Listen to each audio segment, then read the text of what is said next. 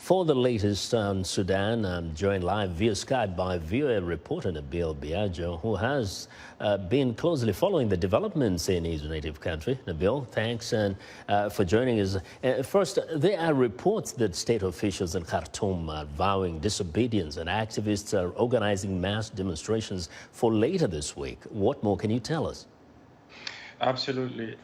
It's a massive campaign of civil disobedience, which includes state officials, members of the cabinet that General Al-Burhan dissolved, which includes ministers, including the Minister of Foreign Affairs, Mariam Al-Sadiq, but also across professions. We've seen doctors, even oil workers, participating in this campaign of this process of civil disobedience.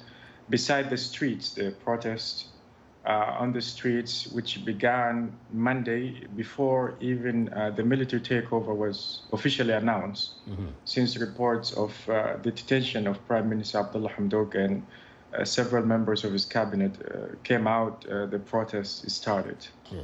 Now, we see protests on the streets, but what can you tell us about people's day-to-day life? What are you hearing from the ground? The people I speak with in Khartoum, including family and friends, what is happening in Khartoum right now and across Sudan, people protest mostly in the evenings, at night. Someone in Khartoum told me life is so hard, we can't afford to go a day without working, because people live from hand to mouth. The economic conditions are not good, but nonetheless they have sustained their defiance of the military takeover from day one, and every single day they've been coming out to the streets, protesting, barricading roads, burning tires, even going into confrontations with security forces, and 7 have been reported killed, more than 100 injured. And there's a massive rally to what they call a march of millions, or a million-person march, to take place on Saturday, which is expected to be a massive showdown between the street and the military rulers. Yeah. So despite a tough situation, even economically, they're pushing on. But here is another one. The Prime Minister Hamdok, we hear, he was released along with his wife. But what do we know about other civilians who have been detained, and why would they have been detained, if we know anything?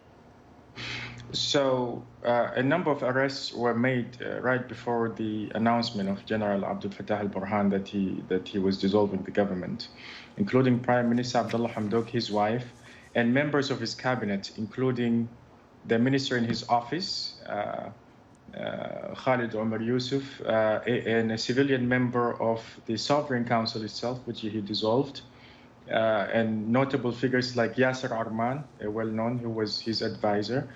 And the wave of arrests didn't stop there. Even after the military takeover, several members of the Forces for Freedom and Change, which is basically the body behind the protests and that overthrew Bashir and now formed the government and brought Prime Minister Abdullah Hamdok. So the arrests were widespread and many, and we're reporting on this amid an internet and phone service shutdown. Phone services are severely restricted. There's an internet blackout in place.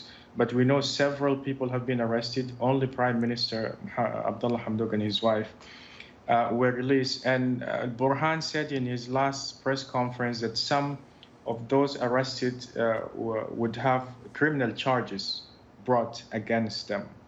So we don't know even if they intend to release them or not. Well, thank you. It's interesting that they only arrest civilians, but not military fellows. Thank you very much, Nabeel. That was VOA reporter Nabeel Biajo updating us live via Skype on the situation in Sudan.